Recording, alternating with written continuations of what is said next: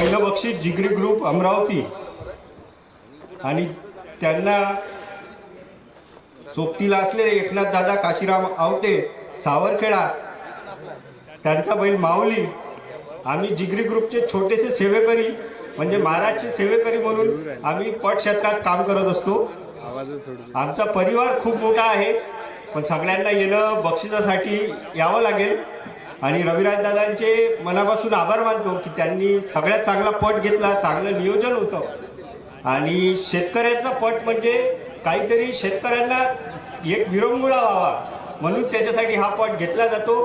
अशाच सगळं शेतकऱ्यांनी किंवा पट जे आयोजित करतात त्यांनी सगळ्यांनी आयोजन चांगलं करावं आणि बैलगाडा मालकांना काही त्रास होता कामा नये आणि प्रेक्षकांनाही काही त्रास व्हावा नाही अशी मी इच्छा करतो। भाषण फारसं काही देता येत नाही, पण इथे आता बोलायची संधी मिळाली म्हणून 2 शब्द बोलण्याचा प्रयत्न करतो। आणि प्रत्येक क्षेत्रात आम्ही आता खूप दूर दूर खेळायला जातो। काही ठिकाणी म्हणतात हा बैल कोणाचा, हा बैल कोणाचा। आम्ही सरळ सांगतो का हा बैल आपला नाही, हा बैल जिगरी ग्रुप अमरावती मित्रमंडळाचा। म्हणजे बाहेर ठिकाणी जरी मराठवाड्या साईडला गेलो तर आम्ही प्रत्येक जिगरी ग्रुपचं नाव सांगतो। आम्ही प्रत्येक हा मालक नाही तो मालक नाही, हा सगळा ग्रुप मिळून बैल तयार झालेला आहे। आम्ही फक्त त्याचे सेवेकरी आहे। एक शेतकरी म्हणून मी स्वतः ट्रॅव्हलिंगचं काम करतो, पण एक आनंद या गोष्टीमध्ये मिळतो म्हणून बाकी ठिकाणी गेल्यापेक्षा किंवा गुटखा खाणे दारू पिणे याच्यापेक्षा गेल्यापेक्षा हा नाद करणं चांगलं आहे।